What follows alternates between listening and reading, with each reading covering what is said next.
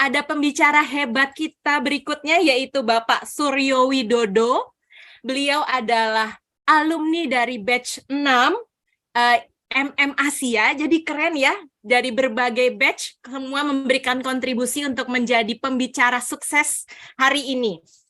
Saya kenalkan sedikit terkait Bapak Suryo Widodo. Jadi beliau ini mengawali karir sebagai seorang kontraktor waterpark dan theme park, Bapak Ibu, yang akhirnya ditawari dan direkrut menjadi bekerja di Jatim Park. Dan saat ini beliau adalah sebagai direktur utama Jatim Park, Bapak Ibu, dan selain itu membangun terus ya, Jatim Park ada Jatim Park 3, kemudian ada World of Wonder Tangerang, bahkan ada Banyuwangi Park nih yang beliau juga buat. Wah, saya belum ke sana, Pak. Semoga kapan-kapan bisa ke sana. Beliau ini juga sangat hebat Bapak Ibu karena senang sekali kuliah gitu ya. S1-nya ambil sipil arsitek, S2-nya manajemen, S3-nya ilmu ekonomi, dan sekarang ambil kuliah lagi loh. Menjadi ahli hukum nantinya ya Pak Suryo ya. Dan banyak sekali organisasi yang diikuti oleh Bapak Suryo Widodo, baik sebagai ketua maupun penasehat di Kadin, Apindo, REI, PHRI, ARKI, Putri dan Pemuda Pancasila, begitu Bapak Ibu. Dan kesan saya buat Pak Suryo Widodo, beliau adalah dosen juga dulu yang pernah mengajar saya, dosen praktisi mengajar di batch 9, cerita tentang hebatnya Jatim Park. Bapak Ibu mau tahu ya lebih banyak lagi, mari kita undang, kita kasih aplaus yang meriah untuk Bapak Suryo Widodo. Sebetulnya saya itu penggemar park gitu ya. Jadi kalau ke Jatim Park mungkin saya pernah 2 kali lah ya. Kalau yang beberapa yang lain, Museum Angkot pernah, beberapa yang lain saya pernah mampir. Tapi dari dulu, dari kecil saya tuh sukanya ke Disneyland, ke Universal Studio, ke tempat-tempat Jatim seperti itu. Yang buat saya mengagumkan adalah bagaimana Jatim Park itu mampu menyajikan sebuah theme park dengan harga yang dapat diterima masyarakat Indonesia. Jadi kalau Anda masuk ke Disneyland, 1 hari itu $100, Pak. 1.500.000 ya.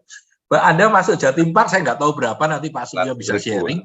Tetapi kekuatan hebat daripada Jatim Park menurut saya mampu menyediakan sebuah theme park yang sangat nyaman, sangat enak, dengan harga yang sangat terjangkau. Kalimat terakhir, dengan harga sangat terjangkau dan tersedia untuk kebanyakan orang, itu bahkan mampu membangun Kota Batu menjadi sebuah tujuan wisata yang paling hebat di Jawa Timur menurut saya. Ya kalau orang-orang ke Surabaya, kemana bahkan Batu itu sekarang, Surabaya Batu itu kalau weekend macet luar biasa ya. Malang Batu juga macet luar biasa. Itu adalah kontribusi Jatim Park kalau menurut saya. Oke, saya kira itu saya serahkan kepada Pak Suryo, nanti kita bisa ngobrol. Terima kasih banyak atas kehadirannya. Salam hormat. Ya, terima kasih Pak Tanadi, terima kasih moderator. Jadi memang dari awal Jatim Park itu saya sebagai kontraktor, jadi mulai Jatim Park 1, Jatim Park 2, dengan PT Bunga Wangsa Sejati. Namun di tahap berikutnya kami ditawari, kamu jadi kontraktor. Saya sering keluar pulau, Pak. Jadi saya mulai dari Medan sampai Pekanbaru, Lampung, Palembang, Jakarta, semua seringnya ditawari, saya bergabung lah. Dari sini kenapa Jatim Park ini sebagai tempat rekreasi itu bisa dengan harga murah, meskipun kalau dibandingkan kualitas dengan Disneyland pasti berbeda, karena juga kita nggak berani terus terang investasi sekuat Disneyland, karena market share kita itu kan, UMK kita itu kan juga berada di, bukan yang kayak di Amerika atau di luar negeri yang sudah puluhan juta kalau dikuruskan rupiah. Namun kita tetap berusaha karena kita sebetulnya membuat theme park untuk Indonesia ini, sebetulnya orang Indonesia ini pandai-pandai, Pak. Jadi teman-teman ini buat 4 dimensi, buat rumahan itu sudah mampu. Wah, gini-gini dengan kolaborasi ya. Cuman kita itu kan tidak ada lembaga penelitian dan sebagainya yang khusus ke arah theme park. Jadi misalnya di seluruh Indonesia yang pulau, yang negara sebesar ini, kita tuh science center-nya sudah kalah sama yang namanya Singapura. Padahal orang kalau belajar di science center kan seneng banget. Kita juga nggak merasa belajar, kita ada rekreasinya, ada fun-nya, sambil rekreasi ya. Makanya kita mengharapkan dengan tempat rekreasi ini kita belajar. Makanya di rata-rata, tidak semuanya, di Jatim Park semua itu ada unsur pembelajarannya. Misalnya di Jatim Park 1, itu kita mempelajari budaya, macam-macam candi yang ada di Indonesia, kita belajar. Termasuk sejarah, pakaian adat, dan sebagainya, budaya-budaya kita di Jatim Park 1. Demikian juga ada Bagong. Bagong itu museum tubuh. Jadi kenapa gigi kita berapa, ini sampai ke dari rambutnya kita itu tumbuhnya gimana, sampai ke kaki, istilahnya dari ujung sampai akhir kita adakan kayak belajar tapi mengenai daripada tubuh. Nah, ini kita juga yang di Bagong ini kita punya juga yang mungkin satu-satunya di Indonesia. Itu kita punya mumi juga. Jadi mayat bekas mayat yang digaringkan dengan ototnya gimana, ininya gimana, itu kita punya 2 atau enggak 3. Demikian juga yang museum angkot, kita juga belajar mobil. Ternyata mobil itu dari lama udah ada, ini semua. Kayak mobil listrik itu zamannya Pak Dahlan ini kan sudah mulai. Namun kembali lagi kolaborasi dengan pemerintah, kolaborasi dengan yang lainnya ini kurang bagus. Sehingga pada waktu Pak Dahlan Iskan yang memulai ini pun kan terpotong. Jadi kita itu perlu kolaborasi. Kayak kita cerita mobil, zamannya Pak Jokowi itu mencanakan mobil SMK. Namun 10 tahun mobilnya juga nggak tumbuh. Karena kenapa? Kurang koordinasi, kurang kolaborasi semuanya. Sehingga sampai uji emisi nggak keluar, ini nggak keluar. Nah, sama, semua kita kayaknya kita jadikan tempat pembelajaran, baik yang terbaru punya kita, Baloga, itu juga belajar tentang tanaman. Kita pengen nantinya gimana Indonesia itu dengan tanah yang ada, dengan ketinggian yang ada, suhu yang ada, kita ayo belajar. Nah, ini kalau misalnya di pemerintah dengan serius, dengan semua tanaman yang ada di dunia ini rata-rata itu bisa tumbuh di Indonesia. Apalagi di desa. Kalau satu desa tadi bisa menanamkan satu one village, one product, misalnya satu kampung ini kampung rambutan, satu desa ini desa durian, Indonesia tidak akan impor buah, Pak. Karena lokasi kita tuh gede. Mungkin sampai hari ini tidak ada satu orang Indonesia pun mungkin ya ini ya, yang mengelilingi seluruh kota yang ada di Indonesia. Kita punya 500 lebih kotanya, belum kecamatannya. Mungkin Jawa Timur atau Jawanya kita belum komplit, Pak. Karena sangat gede luar biasa. Nah ini kalau dikelola dengan baik, dengan kolaborasi tadi, itu kan luar biasa. Karena kita bisa, kemarin di awal batu tanah juga masih murah, batu terpuruk pada waktu kena krisis, sehingga kita bercoba, makanya kita membranding bersama-sama dengan pemerintah, menjadikan Batu sebagai kota wisata. Nah, cuman di pemerintah sendiri juga terlambat, infrastrukturnya, jalannya ini nggak segera maju. Karena pemerintah kadang-kadang merapatkan ini cukup lama. Tahun ini harus dirapatkan, ketemu anggaran, digedok, digambar, dililang. Lah harga Indonesia ini sebelum pandemi ini sangat fluktuatif. Naik turun, banyak naiknya daripada turunnya. Sehingga apa yang dikerjakan pemerintah itu selalu bermasalah di anggaran. Makanya kalau rapat di pemerintah selalu ngomong anggaran, selalu anggaran. Karena kelamaan. Sebagai contoh, di Surabaya ada terminal Juanda. Setelah dibangun selesai loh, dikembangkan lagi. Kenapa saya tanya? Gambarnya terlalu lama, anggarannya turun, digarap, perkembangan pesawat sudah berubah. Dulu yang misalnya, makanya sekarang bandara Banjar seperti di Banjarmasin dan sebagainya itu sudah merencanakan 10 tahun. Berarti kita nggak ngitung hari ini, tapi kita ngitung 10 tahun lagi. Seperti Terminal 3 dan sebagainya itu sudah menghitungnya 10 tahun yang akan datang. Nah, kita di daerah ini masih ngepas-ngepas uang gitu. Makanya ini kita lah, dari semua lini yang ada, nah, kenapa saya kok bilang sukses tadi, memang dari sukses tadi ada individu-individu, tapi kita itu perlu kolaborasi. Sukses pentahelik tadi, sukses tadi harus kita bekerja sama dengan perguruan tinggi, di mana perguruan tinggi melakukan penelitian harus ini bla bla bla sesuai dengan bidangnya masing-masing, kayak pertanian, pariwisata gimana, kebijakan gimana lah. Setelah ini selesai, dilarikan ke pemerintah. Nah, persoalannya apa di pemerintah? Pemerintah sendiri ini juga dalam kondisi galau juga, peraturan sering berubah, tiap hari keluar namanya mungkin Pak Gani nanti di bidang pajak itu tiap bulan ada PMK baru, ada peraturan Menteri Keuangan, OSS saja yang maunya kita online, kita sudah berubah 4 kali. Dari OSS yang pertama, OSS 1.0 lah, begitu dikasih 1 titik ini, wah ini akan kayak HP ini. Ada iPhone 1, iPhone 2, ternyata benar. Ada 1.0, ada 1.1, ada sekarang pun dirubah lagi. OSS berbasis RBA. Makanya kita perlu kolaborasi. Maunya pemerintah gimana? Maunya perguruan tinggi yang meneliti gimana? Lah, setelah itu, wah misalnya Jatim Park. Jatim Park kita ingin bangun, duit ada dan sebagainya. Misalnya, langsung kita nggak bisa langsung bangun.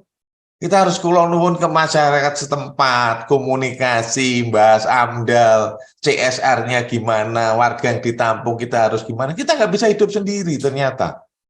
Kalau lingkungan ini nggak sependapat, juga susah. Dulu pada waktu kita bangun di Lamongan itu namanya kalau Natalan mengucapkan selamat Natal aja di sama EPI itu, di rahasia gitu. Karena memang perlu pendekatan ke masyarakat. Jadi yang akademi meneliti, yang pemerintah menentukan langkah-langkahnya, perizinannya dan sebagainya. Terus yang masyarakat juga komunitas ini diajak komunikasi, karena tanpa komunitas juga nggak bisa. Misalnya Asia, sekolahnya ada, kosnya nggak ada, juga nggak jalan, transportasinya nggak ada, lingkungannya nggak setuju ada kampus, nggak bisa. Hari ini semua harus perlu diajak bicara dan kolaborasi sesungguhnya. Tanpa kolaborasi, misalnya kita ada masalah sedikit, kita sama media rodok berantem, itu namanya cecak kalau di branding, terus jadi buaya itu. Bener. Cerita negatif terus bisa jadi buaya. Karena hari ini media itu ujung tombak juga. Hal kecil dibesarkan bisa membara. Demikian juga sebaliknya. Yang bahaya pun kalau media ada demo di mana-mana, kalau media tidak memberitakan, kita nggak dengar, kita nggak tahu. Nah, makanya tadi semua ini harus kolaborasi. Makanya kami mengambil tema tadi, sukses itu tidak bisa dengan diri sendiri juga. Semuanya harus terlibat. Termasuk komunitasnya. Kita misalnya, oke, Jatim Park sudah ada, Batu. Dulu nggak ada Grab, adanya taksi. Taksi nariknya sesukanya sendiri. Nggak jalan, Pak. Nggak ada komunikasi. Sekarang ini kalau mau kemana, lihat Grab angkanya berapa, meskipun kemahalan, ya kita beli. Tapi kan kita dengan hal yang sudah tahu duluan, itu lebih enak daripada naik taksi nyampe berapa? Wah, 300.000, Pak. Mungkin kalau Grab juga 300, tapi manggalnya beda. Nah, kembali lagi ke masyarakat. Itu urusan kecil pun, karyawan nggak diterima pun bisa ngajak demo, bisa bisa beralih ke semua hal. Karena kebetulan di Jatim Park ini yang proses perizinan, komunikasi dengan semua lembaga terkait, dengan kepolisian, dengan APH lainnya, saya komunikasi sehingga saya tahu persis. Ini Indonesia, bukan saya mengecilkan Indonesia, enggak. Tapi Indonesia itu semuanya enggak bisa dengan aturan aja. Masyarakat semuanya harus komunikasi. Nah, karena tidak mudah untuk komunikasi dengan belum ada LSM. Nah, ini juga banyak terjadi di Indonesia, cukup banyak lah. Semua ini kalau enggak diajak komunikasi, enggak jalan. Makanya tadi masuk ormas-ormas, Pak. Kenapa saya masuk Pemuda Pancasila dan sebagainya? Karena mereka ini juga butuhnya makan, butuhnya cari kehidupan. Kalau ini tidak kita kelola, tidak kita kolaborasikan, mereka nggak punya makan, ya akhirnya semuanya akan berantakan induknya, gitu. Berantakan kotanya. Dan kalau sudah parah itu susah. Kayak kemarin pada berita yang terakhir di Medan banyak begal dan sebagainya. Nah, ini juga susah kalau mereka butuhnya makan. Nah, ini persoalan-persoalan itu Pak Tanadi. Makanya kami mengambil tema tadi, suksesnya harus kolaborasi. Tanpa kolaborasi susah. Itu aja Pak. Kita ngobrol ya Pak, kita ngobrol ya. Ya. Saya senang banget nih Pak Suryo bicara tentang kolaborasi. Menurut saya benar banget, karena zaman baru ini kalau mau sukses kita harus jadi orkestrator yang mengurus sana suara, sini bass, sini voice, Betul. ini apa, supaya semua jadi lebih indah ya. Dan kedua adalah kata ekosistem, yaitu ekosistem itu ya semuanya harus menunjang apa yang kita lakukan. dan memang pemerintah kita sangat slow dalam speed, Pak. Mungkin itu yang harus kita bantu untuk supaya speednya bergerak ya. Saya masih ingat Surabaya Malang itu dulu kena Lapindo berhenti berapa tahun. Itu saya merasa Malang mungkin mundur 5 tahun setidaknya karena Lapindo, dan janji untuk membuat tolnya itu nggak jalan-jalan. Waktu Jokowi datang semua jalan selesai. Saya juga kaget, luar biasa. Sampai Surabaya Jakarta jadi, wah saya kagumnya luar biasa ya. Tapi itulah speednya jadi penting banget ya. Ada 2 pertanyaan di Q&A dulu. Yang pertama adalah mohon tanya Pak Suryo, bagaimana caranya bisa mengumpulkan kendaraan-kendaraan kuno itu awalnya. Saya nggak tahu Bapak tahu atau tidak. Silakan Pak. Oke, jadi dalam kita juga mempunyai tim yang untuk mencari mobil-mobil. Terus terang kita juga nggak ngerti mobil yang dimaksud antik gimana, karena mungkin antik ini beda. Kalau saya terus terang saya pribadi suruh beli mobil antik yang lama dengan harga ngalang-ngalain baru, saya nggak akan beli, Pak.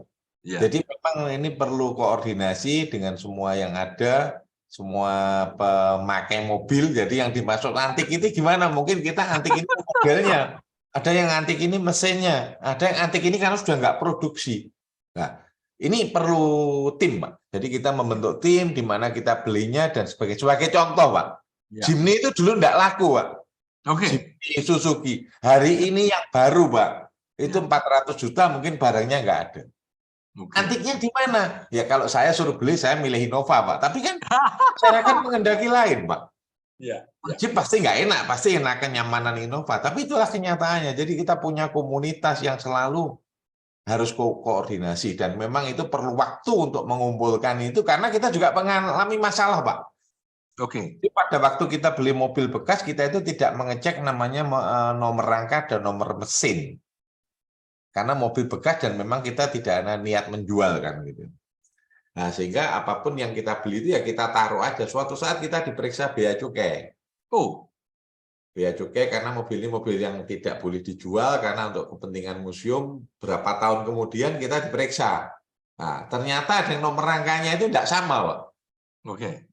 Nah, ini kita dianggap untuk ini ganti. Padahal ini juga enggak. Akhirnya kita bayar denda. Jadi kadang-kadang kita pun mobil yang kita pakai terus terang aja. Nomor rangkanya berapa? Enggak tahu, Pak, kita, Pak. Nomor mesinnya berapa? Enggak tahu. Makanya ini juga pelajaran juga terhadap teman-teman, terhadap Bapak Ibu semua. Suatu saat mobil kita nomor rangka, nomor mesin, nomor sertifikat beda semua. Harus kita tahu, Pak. Harus punya kopinya, Pak. Kalau suatu saat sertifikat kita salah, wah, padahal kita juga tempat di rumah itu mungkin nomor sertifikat nggak hafal, Pak. Yang penting ini milik saya gitu. Nah, ini kita mulai harus juga mempelajari tentang yang apa yang kita punyai dengan dokumen yang ada. Saya ini juga, ini Pak, ini juga nama, Pak. Jadi nama saya karena orang tua beda Y sama J, ini akhirnya juga bermasalah, Pak, karena sedikit nggak bisa masuk, Pak. Jadi harus ke pengadilan dan sebagainya. Itu persoalan sepele akhirnya jadi panjang hari ini karena semua kan berbasiskan ketikan gitu loh. Sekarang itu di dalam Jatim Park Group itu sudah ada berapa wahana, Pak? Ada berapa banyak sudah? Lalu mana yang paling sukses menurut Bapak? Kita semua yang di Batu kita punya 14 wahana, kita 14 tempat rekreasi, di mana di situ memang sulitnya mengorkestra tadi semuanya supaya hidup gimana. Ini yang tersulit. Nah, yang paling the best karena memang tidak ada lawan, tidak ada musuhnya itu memang binatang. Karena gajah dari zaman dulu sampai zaman sekarang juga sama, namanya monyet juga sama, namanya buaya. Jadi permai yang sifatnya kebun binatang ini abadi, Pak. Abadi. Abadi. Jadi kalau namanya kebun binatang itu nggak ada perubahan bentuk, Pak. Singa ya, singa tinggal kita gimana kita mendekor belakangnya, menambah art yang kekinian. Jadi tanpa kita juga nggak bisa kayak zaman dulu kebun binatang Surabaya yang hanya pokoknya macan kita kerangkeng, kita pertontonkan, nggak bisa. Orang sekarang lebih suka foto, lebih suka banyak ke digital marketing. Nah itu. Nah ini yang paling berat, yang paling mudah di kebun binatang karena bentuknya sama, namun binatang ini juga mempunyai beberapa kendala. Karena makan binatang ini kalau nggak lahir juga, kalau mati repot, kalau lahir terus juga berat. Gitu.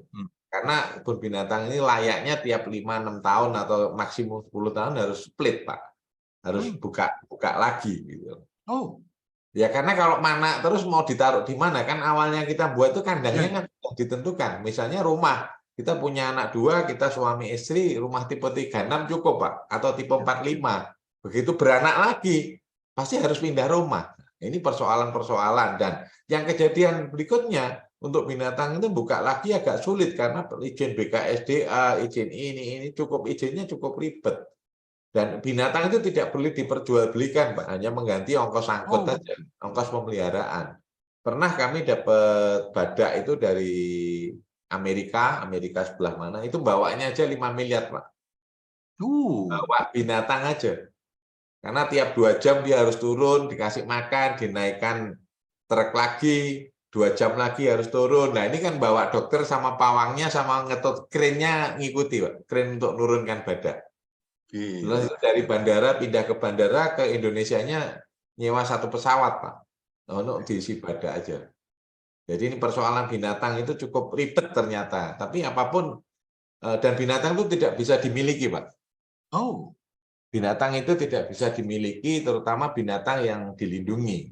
Semua adalah titipan negara sesuai dengan pasal 3 Undang-Undang Dasar 45 bahwa semua bumi, air, dan kekayaan alam yang terkandung di dalamnya adalah milik negara. Jadi kita hanya pinjam pakai aja. Ya, yang paling enak binatang sebetulnya karena binatang itu abadi, semuanya masih sama, nggak ada perubahan bentuk, nggak ada perubahan gen. Nah, yang paling berat millennial Glow Garden. Jadi kita 14 wahana, karena millennial Glow Garden ini teknologi, Pak. Iya. HP, permainan efek, dan sebagainya. Dan ini mudah sekali ganti, Pak. Iya. Sudah sekali ganti sehingga ini kalau dalam waktu sekian tahun yang ditentukan nggak BEP ya sudah. Misalnya permainan proyektor itu kalau nyala terus kan juga ada umurnya, Pak. Umurnya, ya. Nah, umurnya sekian mati harus ganti lagi. Kalau belum BEP ganti lagi susah gitu. Nah, ini persoalan-persoalan di situ. Memang kita punya 14, jadi mulai kita dari Jatim Park 1 ada Museum Tubuh, Batu Skritsu Kebun Binatang, Museum Satwa yang meninggal nanti masuk semua ke museum. Jadi binatang yang mati-mati nanti akhirnya masuk ke Museum Satwa ini diawetkan. Ada Eco Green Park, ada Eco Green Park itu sebetulnya taman burung, ada Museum Mangkut, ada Galeri Polri di Museum Mangkut, ada Batunet Spektakuler, ada Predator Fun Park, ada Dino Park, ada Museum Musik Dunia, ada Legend Star, Pantek Plaza, Milenial, sama terakhir Baloga. Sama kita expand ke Banyuwangi sama ke Lampung. Keren. Teman-teman, Anda harus mikirkan ya, Batu itu cuma mungkin 1/10-nya Jakarta ya, nggak ada mungkin ya. Itu ada 14 park di situ, yang punyanya Jatim Park. Di luar itu masih ada yang lain. Ya, keren. Kalau yang milenial itu saya barusan datang ke area 15, namanya area 15 di Los Angeles, di Las Vegas, Pak. Las Vegas dengan teman-teman itu juga kayaknya dia menyasar untuk generasi Z ya, semuanya pakai listrik, lampu gitu ya. Buat saya yang tua nggak menarik gitu. Males Pak, foto-foto ada. Males, jadi itu beda. Pak, ada pertanyaan di question and answer dari Yuda Suntara. Bisa bertanya untuk Pak Suryo, kalau membuat proyek yang cukup besar, misalkan seperti Jatim Park, begitu punya kesempatan untuk handling ini, poin apa yang paling penting ketika menerima proyek seperti ini? Kendala terbesarnya itu apa? Monggo, Pak. Ya kembali lagi, kendala terbesarnya adalah kolaborasi. Kolaborasi ini tidak hanya dengan masyarakat, tapi ada pemerintah. Misalnya, Pak, di hari ini namanya kerja yang hiburan malam. Hiburan malam ini seperti pub, karaoke, spa, dan sebagainya, diskotik. Itu dengan adanya Undang-Undang HKPD yang baru, Undang-Undang Nomor 1 Tahun 2022, itu saya yakin pasti nyuri, Pak. Pasti nyolong. Kalau nggak nyolong, nggak hidup, Pak. Karena pajaknya dikunci. Minimum 40, maksimum 75. Jadi orang bayar 100.000 harus bayar 140 minimal, Pak. Karena undang-undang pajaknya minimum 40, jadi dikunci. Makanya peran pemerintah, komunikasi dengan pemerintah itu sangat-sangat harus, Pak. Karena kalau sudah pemerintah menetapkan pajak sangat tinggi, tidak dikerjakan, juga pidana, Pak. Ya. Nah, ini persoalannya. Ya misalnya kayak kampus. Wah, kalau etika harus Scopus dan sebagainya. Nah, ini kan juga tergantung menterinya kan. Kalau Scopusnya harus Q1 ya minimal berapa puluh juta itu. Termasuk aturan gedung harus S2 harus memiliki gedung sendiri, harus ini, harus ini. Ya, kembali lagi pemerintah yang menetapkan aturan ini tadi. Makanya tadi di mana pemilihan kita? Kita ngelihat dulu pemerintahnya gimana, welcome enggak terhadap pariwisata. Kalau misalnya pemerintahnya welcome, misalnya kolam renang, wah ini karena daerah ini banyak muslimnya, harus syariah, yang laki sendiri, yang perempuan sendiri, misalnya. Ya susah juga. Pernah kita masuk di suatu daerah, dia mintanya kolam renang itu semua double 2, Pak. Karena syariah, laki nggak boleh ketemu cewek. Nah, makanya ini persoalan-persoalan ini yang kembali lagi tempat bagus, ini bagus, kembali masyarakatnya gimana, pemerintahnya gimana. Ini kebetulan ada yang tanya, ini ada yang tanya juga Pak di Pak Purwo. Dia bilang masalah izinnya itu loh gimana? Terutama kalau pihak-pihak itu yang sulit ya Pak ya, pendekatannya. Kalau izin sesuai dengan sila pertama, kita izin itu mesti plus doa, Pak. Karena izin di Indonesia sering berubah, Pak. Sering berubah, sering banyak. Nah, kalau dulu kita punya tanah, sebelahnya bangun hotel, kita boleh bangun hotel, Pak. Hari ini nggak bisa. Hari ini karena izin itu pintu masuk pertama adalah di peta. Lah kita tuh nggak tahu dulu petanya gimana, Pak. Peta cara tata ruang dan wilayah. Lah peta ini yang dulunya di tingkat 2 atau di tingkat kota, sekarang ditarik ke BPN. Jadi kalau sekarang ini ngurus izin apapun, kembali ke BPN. Petanya gimana? Kalau yang kondisi skup yang membahayakan, maksudnya membahayakan skup besar yang nantinya bisa cukup viral dan sebagainya. Nah, sehingga kayak perguruan tinggi yang terbesar di Malang pun saya yakin izinnya juga nggak lengkap gitu. Ya. Apalagi dengan aturan SLF. Gimana gedung lama yang nggak ada hidrannya, yang nggak ada smoke detektornya? Nah, ini dituntut harus ngikuti kayak standar luar negeri. Tiap 5 tahun gedung dievaluasi listriknya gimana? Kita belum mampu ke sana.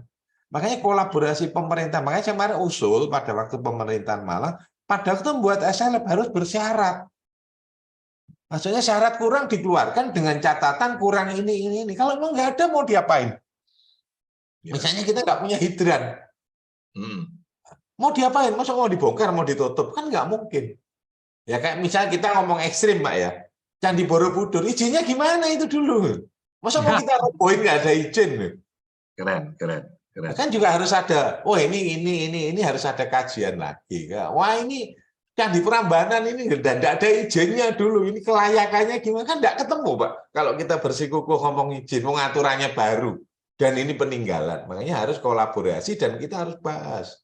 Kita harus bahas, benar-benar bahas. Kita dengan kepala dingin tanpa ada intervensi, kita bicara yang terbaik.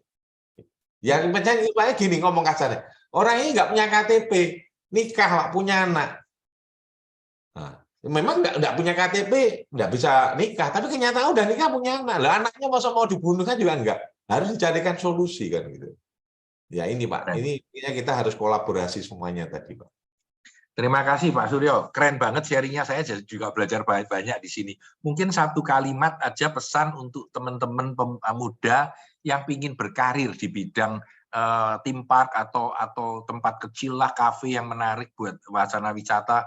Mungkin Pak Suryo bisa memberikan sebuah nasihat atau petua. Monggo Pak. Ya, oke. Jadi gini, kalau memang bergerak di mau bergerak di bidang tempat rekreasi, kita jangan melihat waduh kita harus lihat daerah ini cocok nggak untuk tempat rekreasi. Ya. Nah, itu yang pertama. Ya. Nah, karena ini sangat menentukan. Kalau sudah hawanya panas, nggak enak, kayak kita pernah gagal juga di Surabaya Carnival. Ya. Nah, saya pernah masuk 2 kali loh itu Pak. Nah, penduduknya banyak, tapi kemana-mana pasti pas saja. Kan hawanya sudah nggak mendukung. Ya. Nah, kita kan butuh nyaman, butuh duduk kedinginan. Kita duduk bawa kipas, terus lama-lama juga pengen tahu sekali, kembali kedua kali nggak mau. Jadi lingkungan tadi harus diperhatikan, layak nggak untuk minimal untuk beberapa. Misalnya kita hitung lokasi sekian, akses sekian, suhu udara sekian, keindahan sekian, ini harus kita hitung semua. Jadi kita nggak bisa, waduh kita main tempatnya saya di mana? Di suatu daerah yang nggak tahu, pulau terpencil kayak Kalimantan, sorry. Kita ngomong Kalimantan, Pulau Kumala. Wah dia karena negaranya, kotanya mampu, dia bikin apa aja bisa, Pak. Tapi pertanyaan siapa yang mau ke Pulau Kumala lagi? Ya. Akhirnya dia punya kereta kantung nggak jalan, perawatan nggak jalan. Karena akses juga pengaruh. Akses akses lokasi, keunggulan daerah, lingkungan, budayanya gimana, adatnya gimana, mudah nggak daerah ini berkoordinasi dengan daerah. Ada beberapa daerah yang koordinasi dengan daerah lain itu susah, jadi anti investor. Pokoknya ini semua harus kita yang lola. Nah, itu susah. Oke, thank you Pak Suryo, Oke, senang makasih, banget Pak. ya. Salam hormat buat Pak Suryo. Terima Iya. kasih banyak telah sharing dengan kawan-kawan semua.